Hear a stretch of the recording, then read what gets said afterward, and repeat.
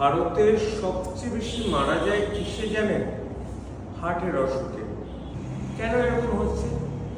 তার কারণ আমাদের সময় যেরকম আমরা খেলতে পেতাম বা খাওয়ার হ্যাবিট যা ছিল ক্রমশ চেঞ্জ হচ্ছে।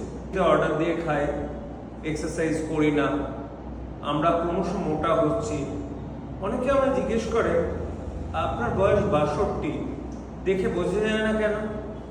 দুটো জিনিস, একটা মেন্টালি ফ্রেশ থাকতে হবে আর একটা এক্সারসাইজ করতে হবে। তাই এক্সারসাইজ কোনটা করা ভালো আর এক্সারসাইজের মধ্যে যোগার ইম্পর্টেন্সটা কি, এই দুটো কিন্তু আপনাকে জানতে হবে। আমি এই মুহূর্তে দাঁড়িয়ে আছি RS ফিটনেস সেন্টার, যেটা নীলগঞ্জ রোড, বেলঘরিয়াতে। এইখানে আরম্ভ হতে চলেছে প্রপার ট্রেনার দিয়ে যোগা এবং কিছু এক্সারসাইজ, যাতে মানুষ তার ফিজিক্যাল হেলথ এবং মেন্টাল হেলথ ভালো রাখতে পারে। উদ্দেশ্যটা খুব সিম্পল, যোগাকে প্রমোট করা। যোগা এমন একটা জিনিস, আমাদের ভারতবর্ষে অত্যন্ত প্রাচীন কাল থেকে যোগা কিন্তু চলছে। আমাদের প্রাইম মিনিস্টারও যোগাকে প্রচণ্ড গুরুত্ব দেন, ওয়ার্ল্ড যোগা ডে হিসাবে আমাদের চিহ্নিত করা হয়েছে। তার কারণটা কি? যোগা দুটো তিনটে জিনিস খুব ভালো করে। এক নম্বর হচ্ছে ওজন কমায়। নাম্বার 2, আমাদের যেটা সবচেয়ে বেশি দরকার আজকালকার দিনে, স্ট্রেস কমানো, স্ট্রেস বাস্টিং এফেক্ট হয়।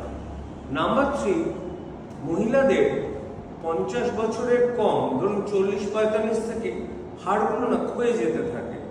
যদি তারা রেগুলার যোগা করে, ফ্লেক্সিবিলিটি বাড়ে, তাদের কিন্তু অস্টিওপোরোসিস অর্থাৎ হাড় খাওয়ার রোগটা কমে যায়।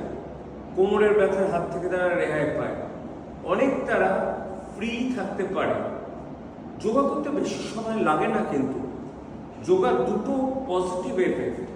Number 1 physical, number 2 psychological.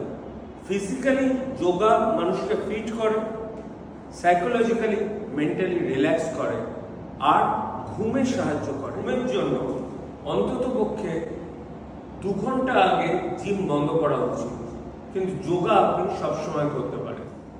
সুতরাং আমাদের না দুটো জিনিসের কথা খেয়াল রাখতে হবে।